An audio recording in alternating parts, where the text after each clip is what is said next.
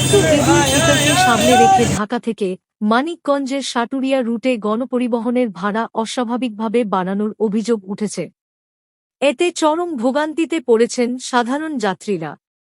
আজ সকাল থেকেই দেখা গেছে ঢাকার গাবতলী বাস টার্মিনাল থেকে সাটুরিয়া রুটে ছেড়ে আসা ঢাকা, সাটুরিয়া, পাকুটিয়া রুটে চলাচলকারী বাসগুলো নির্ধারিত ভাড়ার চেয়ে অতিরিক্ত টাকা আদায় করা হচ্ছে।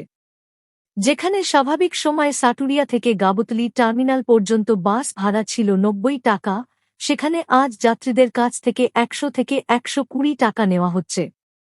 অপরদিকে গাবতলী বাস টার্মিনাল থেকে সাটুরিয়া আসার ক্ষেত্রে বাস ভাড়া আদায় করা হচ্ছে যাত্রীপ্রতি ২০০ থেকে ৩০০ টাকা পর্যন্ত। শুধু বাস নয়, সিএনজি চালিত অটোরিকশাতেও একই চিত্র দেখা গেছে। সাটুরিয়া থেকে ধামরাইয়ের কালামপুর স্ট্যান্ড পর্যন্ত যেখানে আগে ভাড়া ছিল ৫০ টাকা, বর্তমানে তা বেড়ে দাঁড়িয়েছে ৬০ থেকে ৭০ টাকা।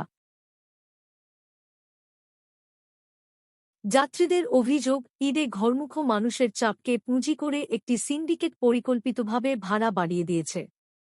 অনেক ক্ষেত্রে নির্ধারিত ভাড়ার দ্বিগুণ পর্যন্ত আদায় করা হচ্ছে।